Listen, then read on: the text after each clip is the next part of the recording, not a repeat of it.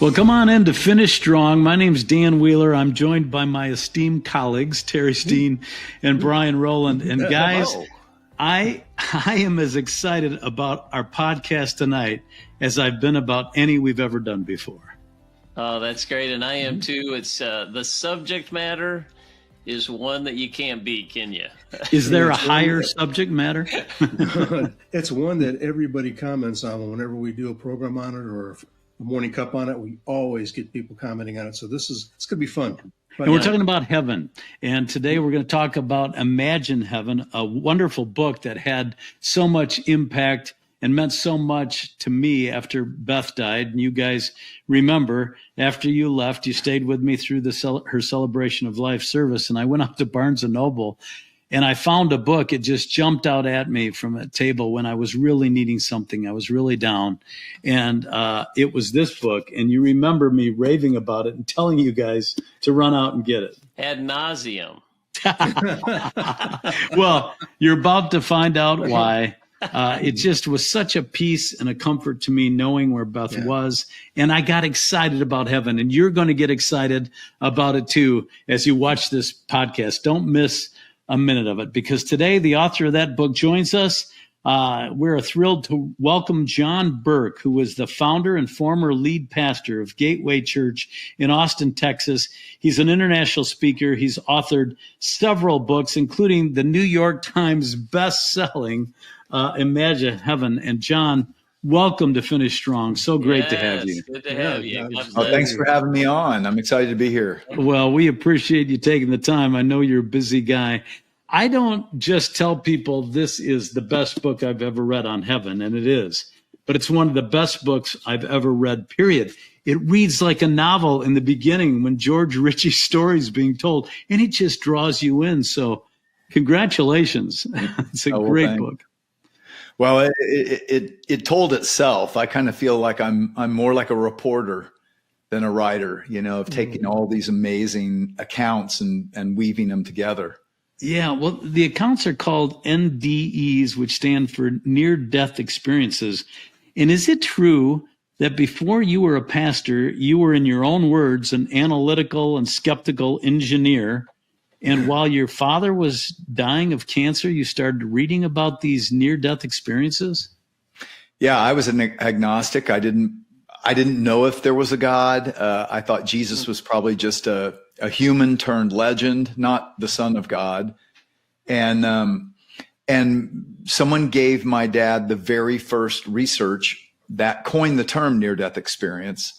And I saw it on his dresser, picked it up, couldn't put it down, read it in one night. And I said, oh my gosh, this might be the evidence I've been looking for. Wow. Because I wasn't closed. I just needed to know why this wasn't just make believe.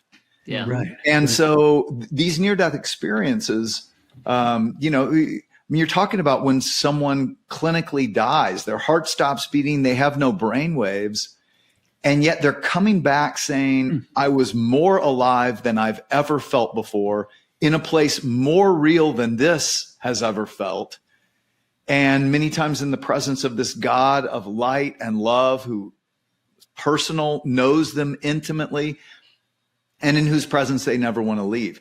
And so that opened my mind. And then not long after that, I started, I got invited into a small group Bible study. One of my friends became a Christian and invited me to a small group Bible study. And I would have said, nah, except that it was like, well, maybe, and so I then became a follower of Jesus after that. And eventually I went from a career in engineering into ministry. And 26 years ago, my wife and I started a church for skeptical doubters like myself. And it turns out there are a lot of them in Austin. Yeah, because that church thrived, didn't it? It's vibrant. Gateway Church. Wow. Yeah, we saw about 5,000 people come to faith in Jesus from every religious background, every walk of life, it was amazing. It really was. It was a very, it was a wonderful experience to lead that church. It's amazing how God uses our story, isn't it? We've done a podcast on that. Your most powerful weapon is your testimony and your story. And that just, and so these stories, this may be the hardest question we ask you, John. This is one, you've written all these fantastic stories in this book. Is there one that intrigued you or impacted you the most that rises to the top?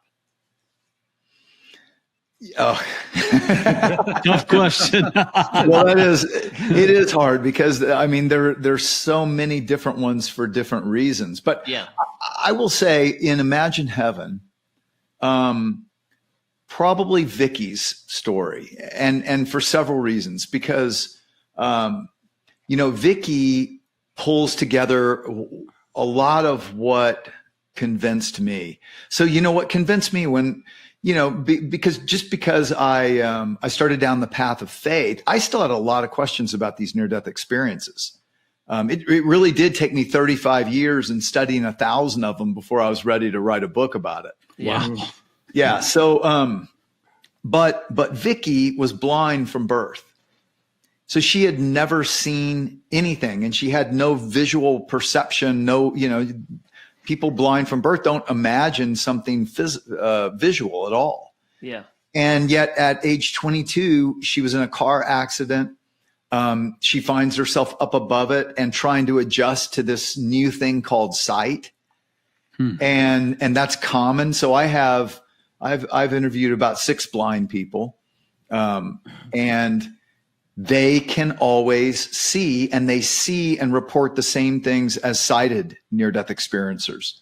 Wow. And that's a powerful strand of evidence. Sure is. Now, the other thing is Vicky, she ended up following him to the hospital in the ER room. She's up above her body and it's chaos, but she notes the ring. She doesn't even know what's going on. And she's like, am I dead?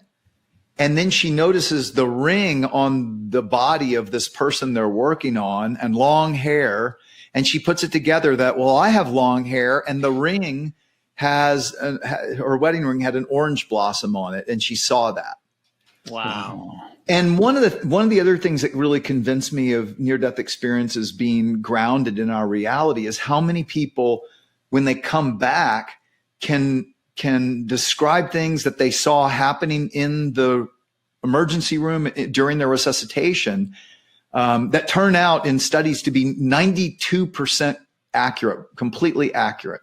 And so Vicky was a believer in Jesus, and it was chaos in the room, and she feels great. She feels wonderful. And in fact, that's one of the commonalities is that they say, many times people don't realize they're dead because they just feel themselves, but they feel wonderful, like not just 5 senses, more like 50 senses. Wow. And blended senses. And so she feels this incredible peace. She feels wonderful. She's like, I know where I'm going. I'm out of here. And she takes off. Now, what's interesting is sometimes people go through a tunnel. They say a tunnel opens up but sometimes it's not that. Sometimes it's just out through our atmosphere and beyond. So Vicky started up through the hospital. She looks out, she can see kind of the cityscape and all that. Never seen it before. So she's fascinated. And then for her, a tunnel did open up. And it's interesting because she said, she was trying to describe colors and she didn't have words for it. She said, I don't know how to describe it, like many different brightnesses. That's the way she described colors. Huh. And then she said she enters this tunnel and there was no color, it was dark. But the way she described it is no color. And she goes through it and she comes out into this beautiful garden-like place of, there are grass and trees and flowers and birds singing and this beautiful group and this group of people coming toward her. And what she said is that everything, it was like light was coming out of everything, but the light was not like light on earth. She said it felt like love and like life and light and it was like palpable, and it was coming out of the grass and coming out of the trees and coming out of the birds and even coming out of the people that were coming toward her, who she recognized. Diane and Debbie, who died at age 9 and 7, they grew up with her in a home for the blind, and she recognized her grandmother and a larger group of people coming toward her. Now, one of the reasons this is so fascinating, if I can just pause for a second, is all of the biblical connections. So here, commonly, near-death experiencers say that light is coming out of everything. But a blind person would have never heard that on earth, that light shines out of things in heaven. Yeah. And yet in Isaiah chapter 60, the Jewish prophet Isaiah says, there is no sun or moon in heaven, for the glory of God is its light. It's the light, yes. And then in Revelation 21, John, one of Jesus' disciples, said he was taken up into heaven, and he says, there is no sun or moon. God is its light, and the Lamb, Jesus, is its lamp, and the nations will walk in that light. Wow. And this is what they're describing.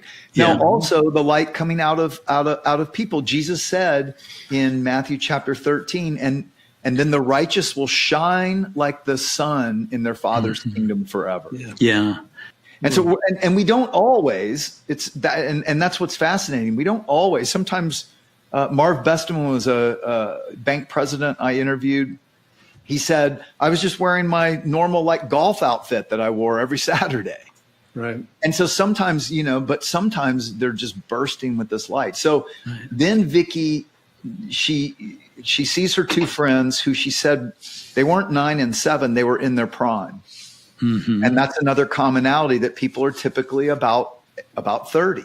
And her story was corroborated by their house mother that raised all 3 of them, correct? Exactly. You have so much proof and corroboration in this book. It's because she saw, she turns and sees a light brighter than any, and she sees Jesus.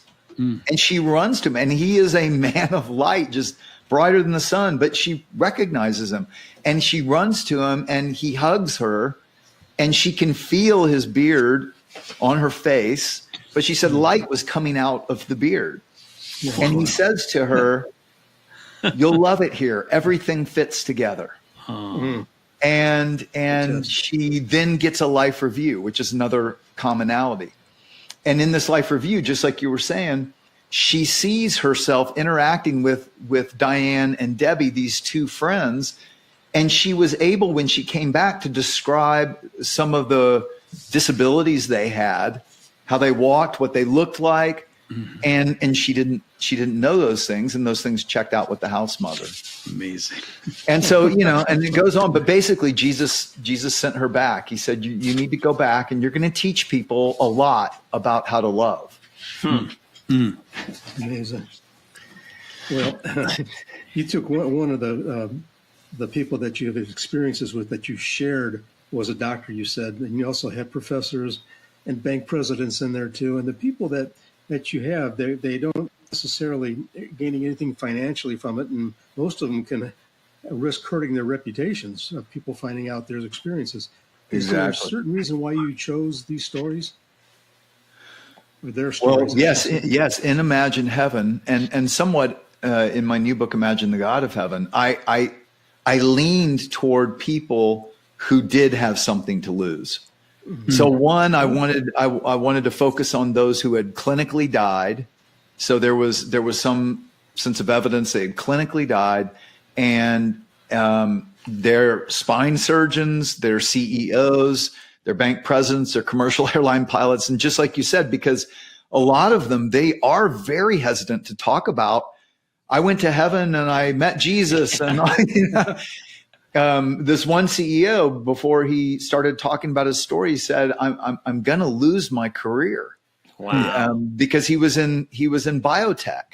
Wow! Oh. But he realized, this is why God sent me back, so I've got to do it.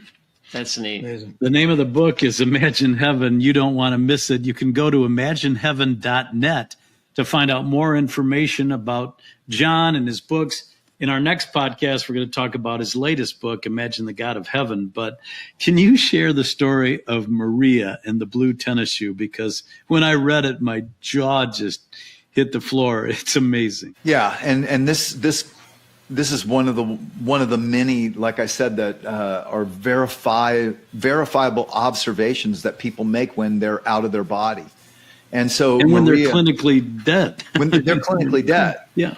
So Maria is in a hospital. I believe it was in Seattle, and she passes. She leaves her body. She's initially in the room, seeing what's going on, able to report on it, but then she travels, and she's like traveling. It's like kind of like floating, I guess.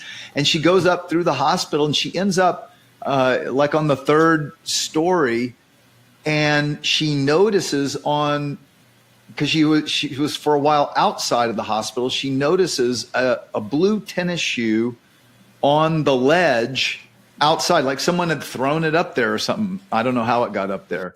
And it was a blue tennis shoe with a wear mark on the left toe, and the laces were tucked under the shoe. And when she's resuscitated, she's trying to describe this incredible experience. And as usually does happen, or used to anyway, medical personnel just, it was drugs, or it was, psychosis or something. But she said, look, I can prove it to you. Go up and to the third floor, and I saw this shoe out on the ledge, and this one medical professional who turned out to be, she started researching them, went up and found that shoe on the ledge outside, exactly with the lace tucked under. And you guys, there are so many like this, and they've been reported in the Journal of the American Medical Association. I tell another one in the Lancet, Europe's most prestigious medical journal, had another one like that. So they're many. Mm-hmm. Yeah. Well, all these stories. There was another one that you told about Dr. Richard Eby. Would that be right, or Eby? Yeah. He fell onto cement head first, and he died on impact. And in his experience in heaven, he had a body, but it was different than the one he has here. Yeah, he said, and sometimes, it's interesting because sometimes I think we can appear on the other side in different ways. And I don't know exactly how to explain that, except that I know sometimes people appear to each other in the age or the form that they saw him when, like your grandfather, and he looks like your grandfather at grandfather age, but clearly also much younger. But typically people appear younger. And I think there is something about this spiritual body that must allow that. So Dr. Eby says he sees his body, and he sees, arms and legs and all that, but he can also see through it. Wow. And he can see the flowers like underneath, through his body. It's like translucent or transparent, I guess. Yeah, except it's not always that way. Because people see each other and they're not just translucent or transparent. People describe each other like they normally would. Wow. And so that's why I say that I think, and look, Jesus, when he was resurrected, now he had version, this body is version 1.0. Right. Our intermediate state body, like the near-death experiencers, is version 2.0. That's our spiritual body. Paul talks about that, right? In 1 Corinthians 15, he said, our bodies are buried a natural body, but they're raised a spiritual body. And he says they're buried in weakness, but they're raised in power. Yeah. And these powers of sight and of communication and, all these extra senses is what near-death experiencers say. But the body of Jesus was version 3.0 because his spiritual body was reunited to his resurrected physical body. Now, the thing is, Jesus appeared to some of the disciples on the Emmaus Road, and they didn't recognize him until they broke the bread, and then somehow he made himself recognizable. Oh, interesting. Yeah. Right. Yeah. Right. He also was not confined by our walls and space. He came into a room Yeah. and left that room, but he could also be touched. Thomas stuck his finger in the nail hole Yeah. and he ate fish with them. Right. Yeah. But he could also float up into the clouds as they were watching. Yeah.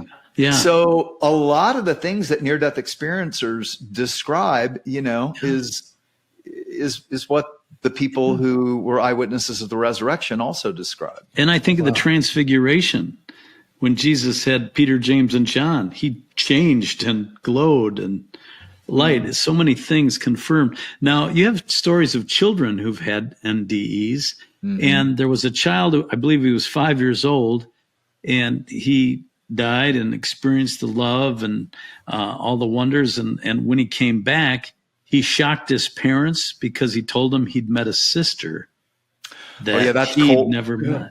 Yeah. Yeah, Colton, he was 4. And it's fascinating. And these are several other evidential points. Colton was 4. His dad was a pastor. He dies in the hospital, and his father goes off to a closet that he finds, and he's having a yelling match with God. Like, I served you, and how in the world can you take my son? Yeah. Meanwhile, Colton says, when he came back, all this came out, is that he was there with 2 angels, and he was sitting on Jesus' lap, and Jesus said to him, and he was there for a while, and time works differently on the other side. It's just like Peter says in 1 Peter 3:8, to the Lord, a day is like 1,000 years, and 1,000 years is like a day. Yeah. And that's what they say. And he was there with Jesus for a while. And Jesus at one point said to him, we need to pray for your father because he's struggling right now. He needs you to pray for him. And Colton saw him yelling at God in that closet. And that's what got the father's attention when he told him, when he came back, that, he was with Jesus, and he said he wasn't sure whether to believe it, right? And he said, yeah, Jesus told me to pray for you when you were in that closet. And he was like, nobody knew I was in there. Right. And how did you know it? And then he later also said, Daddy, Jesus had markers. And he said, you mean markers like that you color with? He's a 4-year-old. And he said, yeah, markers. And he said, well, where were the markers? And he said, right here and right here. Oh, Wow. So all he could describe is, the holes in Jesus, which many near-death experiencers have confirmed. He keeps that because it's a sign of his greatest love. Wow. It's the marks of his love. So little Colton, says that. And then at another time he said, I met my sister in heaven, and she told me to tell you that she can't wait to see you. And they said, you don't have a sister. You mean your cousin? And he kept saying, no, my sister. And then all of a sudden they realized they had a miscarriage. wow. But they had never told Colton that. Yeah. And they didn't know if it was a boy or a girl. Wow. Isn't that something? Yeah. And those are common. That's the thing. See, what many people don't realize, and that's what I'm trying to show in these books, is that millions of people have had these experiences. I personally studied probably 1,500 of them. But what's amazing is the commonalities of what they report perfectly overlaps with the expectation the Bible has of the life to come, and with the attributes of God. That's what people experience. Well, John, they can't all be great Christians that go to heaven who have a near-death experience, right? Have you talked to anybody who was going to hell or was not going to heaven? Any interesting stories there? Yes, many actually. Okay. About 23% in one study, about 23% of people who came forward reporting a near-death experience reported a hellish one. So in Imagine Heaven, I spend a whole chapter on that because it's important to understand the reality of hell, and that God does not want anybody to go there. And what he did for all people through Jesus was make a way that a simple turning of the heart back to God, asking for forgiveness and wanting relationship, that's all it takes. And what's interesting, now, one thing I noticed, there was a commonality, is that in these near-death experiences, people come to a border or a boundary they knew they couldn't cross and still come back to earth. And so what I've realized is these near-death experiences are not fully crossing over into either eternal life or eternal death, but it is showing the reality of all of that. Right. So it's like a peek. It's like if I went and visited Buckingham Palace, I could see the place, but it doesn't mean the royal family's ready to adopt me and have me move in permanently. Yeah. And so it's more like that. So Howard Storm is a real powerful one. He's become a good friend, but he was an atheist, tenured college professor who was doing a tour in France when his lower duodenum ruptured. You have usually about 5 to 6 hours before all the junk eats through all your organs. And it was Saturday in France. They couldn't find a surgeon. After 8 hours, he died. And suddenly he was in the worst pain he ever imagined. And then suddenly he's standing there by the bed and he feels wonderful. And he doesn't know he's dead, because he thought when you die, it's just, unplug the computer and the blank screen, nothing. Yeah. And so he feels all these heightened senses, and, he's an artist, so he's intrigued by it. And then he hears these nice people in the hallway, his welcoming committee, who were there, saying, "Howard, we're here for you. Come with us." And he said, I've been waiting. I need surgery. "Oh, yes, we know all about you. Come. Don't you want to? Come on. We've been waiting. We want to help you. Come on." And I like to point out that if Howard had been resuscitated right then, he would have said, "Atheists go to heaven. It's all good. Everything's good." And some do. And I think that's a very important, some do. They have a very shallow experience and they can interpret it a million different ways. Yeah. But he followed this group of people and he could never quite see them clearly. But as he followed them, and again, time and distance doesn't work the same on the other side. Long story short, after a while, he realizes the hospital can't be this big, and it was getting darker and darker. And he starts to realize, I don't know that they're good. And he starts to push back, and then they start to shove and push and kick, and he ends up in this outer darkness, just like Jesus described, the outer darkness where there's weeping and gnashing of teeth. And these people, he ends up in what he called blacker than black darkness. And they turn on him as he starts to fight and try to get away. They turn on him and just start to maul him, but they're really playing with him. They're eviscerating him. They're tearing him apart. And they're doing things to him. I was with Howard just a month ago, and I've talked to him about it several times. And I've asked him, because he always comes to a point where he says, I can't talk about it anymore. And the reason is because it's realer than real. And he has PTSD from it. And he said, they did the most horrific things to me you can imagine. Just imagine the worst prison scene times 1,000. Oh my goodness. Wow. And so in that, though, here's the amazing thing. In that, he hears a voice in his solar plex saying, "Pray to God. Pray to God." And he thinks to himself, I don't believe in God. I'm an atheist. Why would I pray to God? And so here's the amazing thing. He is literally in this hellish experience being torn apart, and yet his ego, his pride, has imprisoned him so much he can't even consider it at first. Wow. But it keeps happening.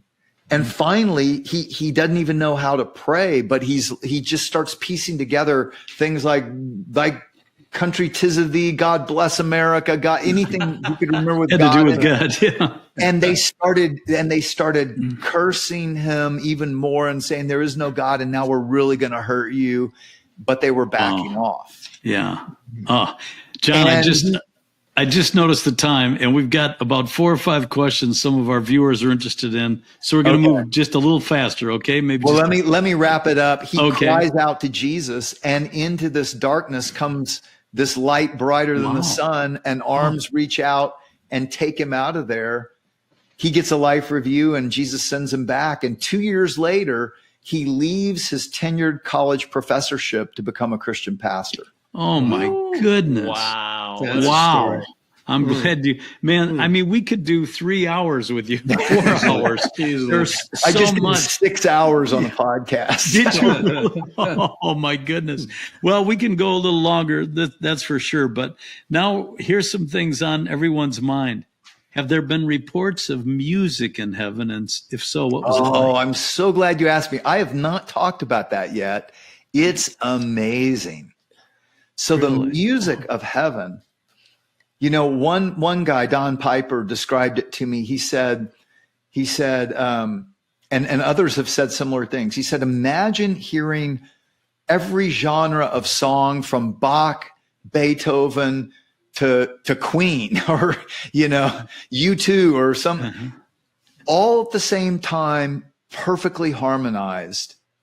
And sometimes they say, and in different languages, but you understand it all. Wow. It's music of another dimensionality, of another complexity. But what they also say is that there's something in us, like the music is coordinating everything of heaven. And it's almost like every fiber of our being is tuned to it. And so we participate in it. And it's kind of like it's going all the time. And wow. Yeah. And George Ritchie, Jesus took him to this place, this building where they were composing music, he said, that was just a different order of magnitude of complexity that, you know, of things he had never heard before. Wow. So yeah, we create on the other side. We create music. We create, we build, we will oversee things and people. And, you know, Jesus said that some of you will rule nations. Yeah. I've always thought music was proof there's a God, because where does it come from? It's just amazing harmonies. And that's great. Brian, you've got a question, I know. Yeah. I want to ask you, well, how about pets? I always get that from people. Are there going to be pets in heaven? I got my own ideas, but I want to hear what you have to say. Yeah. In fact, in the new book, in Imagine the God of Heaven, Karina Martinez from Colombia, she's there before the light of God, and he's saying, come, you're home. And she feels like she doesn't deserve it. She knew she was going to hell, and she cried out for forgiveness at the last minute, and she didn't deserve it. And she said, if it's safe, then show me someone that died before me in my family. And Jesus says, look to your right. And she looks down, and there's her little dog that died the week before. Oh, wow. And she goes in. And another, the CEO I interviewed, also his little puppy that he grew up with that was really his best friend growing up. He's there with Jesus, and he sees coming across the meadow, and little Casey jumps up on him and licks him like a lollipop, just like he did when he was a kid. Wow. Fantastic. Which you would think, you know, it's almost like, no, it's just too good to be true. But I think that's the problem, is we don't realize how good God is. Right. And we don't realize that every good thing in this life is his gift. And this is a marred creation. It's messed up. Right. So he's going to make it right. And it's going to be better than you can imagine. So there will be children. You mentioned something about 30 years was kind of the age that people's bodies appeared to be in heaven if they were older. Is that what I was hearing? Yeah. And in some cases, you know, it's funny because I remember one guy said he saw his grandmother and grandfather, but they looked older, like the last time he had seen them. But he said, but at the same time, and he was an older man when he died. And he said, but I felt like a teenager again. And I looked at them and I thought, I mean, they could run and do a flying catch for a football right now if they wanted to.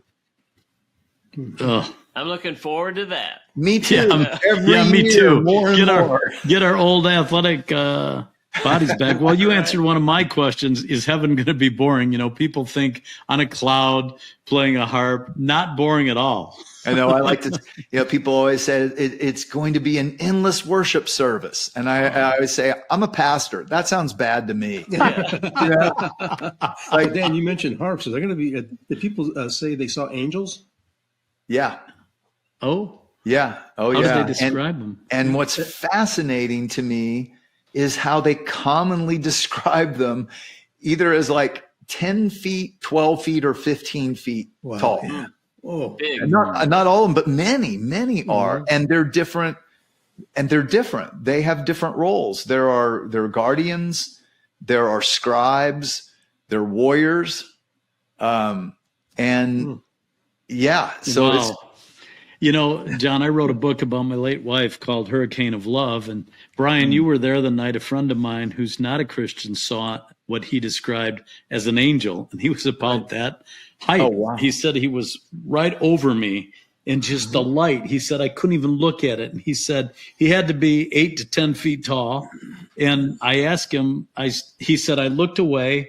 And as you talked, he appeared again. And this being, I said, what do you think it was, John? He goes, I'm not a religious guy. I think it was an angel. And I said, I'm pretty sure it was. Wow. Yeah. Dan, he was probably only 6 foot tall. Okay, Terry. Yeah. Because of how short you are. Yeah. I'm 5'8", and Terry says I'm 5'4". Yeah. We do like to laugh, so we're glad there'll be laughter in heaven, right? Because we'll talk about that. Your next book, you talked about laughter and the joy. John, the time has just flown by, and I knew it would, but we're going to have you back for our next episode of Finish Strong and talk about your new book, Imagine the God of Heaven. It's been great. Thank you so much. Thanks, John. It's been great to be here. Thanks, guys. Thank you. We'll wrap it up. Guys, we always talk about how does the podcast that we heard apply to finishing strong. And C.S. Lewis said, if you read history, you'll find that the Christians who did the most for the present world were those who thought the most about the next. Aim at heaven and you will get earth thrown in. Aim at heaven, you'll get earth thrown in. Aim at earth and you will get neither. Isn't that a great? Yeah, that's a great line. Yeah. Yeah. What are your thoughts this about? Answered so many questions that they're question marks. And when you hear the uniqueness of all these different situations, how do you dispel it? How can you not believe some of those stories? It was one thing to read the book, but to hear it from John, I mean, wow, the story just really came to life. I mean, they did in the book, but they just came to life, and the little things like the light coming through the beard, and like that's like, oh my gosh. And Dan, what it reminds me of is when he talked about the guys were telling him to come with us.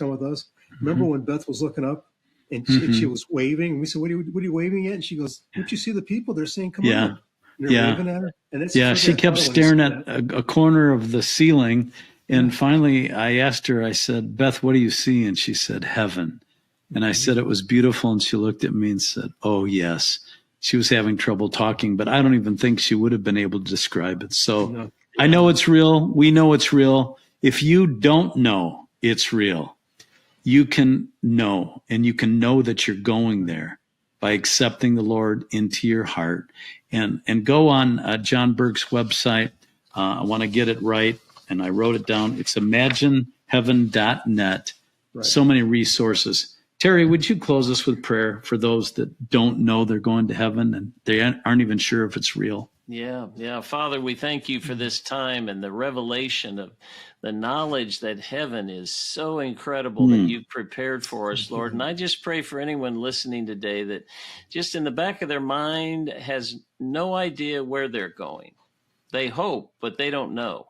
And we know, Lord, that you've allowed a path and a plan that they can know beyond a shadow of a doubt. And we just ask, Lord, that they would say that prayer that says, you are their Savior. You died for their sins. We're all sinners. You died to forgive them of those sins. And then all that you ask is that they accept it and believe it and make you Lord of their life. And I pray that anyone listening right now would make that prayer real to them. And when that happens, it's amazing how in your spirit and in your mind, you can know beyond a shadow of a doubt that heaven is where you're going when you die. So we thank you for that, Father. We thank you for this time and this podcast. What an incredible time. And we love you and praise you in your name. Amen. Amen. Thanks, guys, and thank you for joining us. Don't miss our next episode. John Burke will return to discuss his latest book, Imagine the God of Heaven. That's the next edition of Finish Strong. God bless. Thank you for listening to Finish Strong. For more information about Finish Strong and Fearless Faith, check out their website, ffaith.org. Make sure that you rate and review this podcast to help more people accomplish their God-given purpose so that together we can finish strong.